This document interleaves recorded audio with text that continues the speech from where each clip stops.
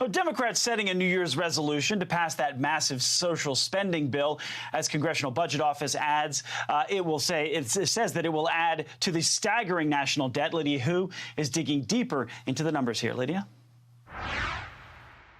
Edward, the country starts off the new year with nearly $30 trillion in debt and is already paying $1 billion in interest per day on that amount. That's according to the Peter G. Peterson Foundation.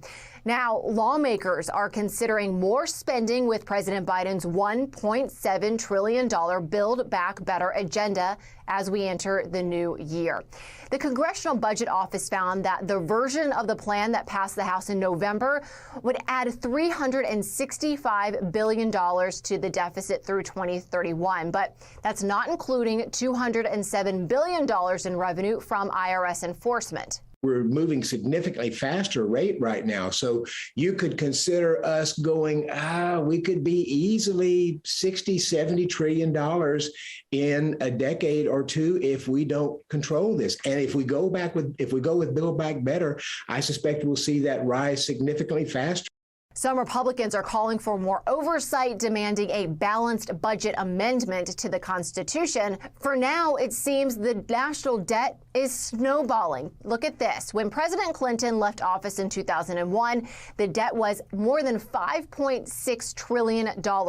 It nearly doubled during President George W. Bush's administration to exceed $10.6 trillion and nearly doubled again to almost $20 trillion during President Barack Obama's administration.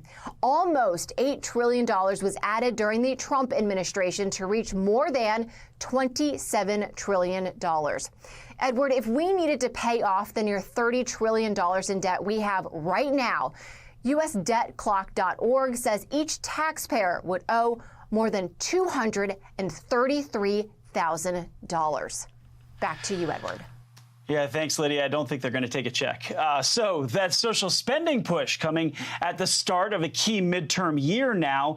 Republican Louisiana Senator Bill Cassidy with me now. Senator, first, Happy New Year and welcome to 2022. Let's hope it's a better year than 2021. So looking past, you look at this pledge to pass a social spending package. You look at the latest poll numbers for President Joe Biden. Yesterday, the Rasmussen poll showed 57% of people disapprove of the president's job approval rating. So that translates. Does it translate into the whole party, do you think? I think it absolutely does. What is there to approve? The Afghanistan pullout, raging inflation, fuel prices, food prices, the disaster at the border, COVID not being controlled. We need a change in 2022. So if we have more lockdowns, wouldn't that force another massive spending package and make it more likely for this social spending package to pass Congress? I don't think there's going to be more lockdowns. The situation is totally different. If there were a lockdown now, there would have to be a completely different rationale than there was before. And that in itself would call into question the competence, further call into question the competence of the administration. We can get out of this, but we have to have a strategy. The American people have to buy into it, and we have to go forward. What we have now is not being successful. So, Senator, Democrats don't really have a lot of legislation to run on, do they? I mean, the bipartisan infrastructure bill was led by you and 10 other senators. Then the Democrats held it up in the House for months before finally passing it. Yeah, I agree with you totally. They thought they could hold the infrastructure bill hostage, a bill the American people like, by about 70% like. They could hold it hostage to get their Build Back Better bill. That did not work. Indeed, pulling off the infrastructure bill, that was our strategy. We thought would make it less likely to pass the Build Back Better bill, the bad bill. So going into this election year, I think Democrats just haven't done a very good job, and the American people are going to recognize it. Now, should the bipartisan infrastructure bill have passed over the summer, or when it passed in the Senate, part of that money would have been used in the short term on supply chains. Democrats held up this bill. We saw a massive issue with supply chains growing at the end of the year, adding to inflation. Do you think voters will put all that together, that the delay may have caused the supply chains to have more problems? I don't know if they'll connect the dots that closely. They'll look, though, and see that this administration has not shown very much confidence, period, end of story. And so, yes, you're right. We could have more quickly started to addressing the logistical issues, and the bipartisan infrastructure bill does that.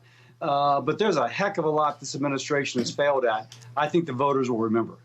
So, Senator, I wanted to ask you about the tornadoes from last week, but also the potential for some today. We did see some today. So your state has dealt with tornadoes and hurricanes. The areas affected don't just need one-time help, do they? I mean, you're still looking for help from impacts of Hurricane Ida and Laura in 2020, right? Yes, and when you've gone through an area that's been devastated, it makes you realize how a community comes together over 100 years. You wipe it clean, you don't put it back together in 1 year. People who've moved away need a place to move back. Businesses need to grow as people move back.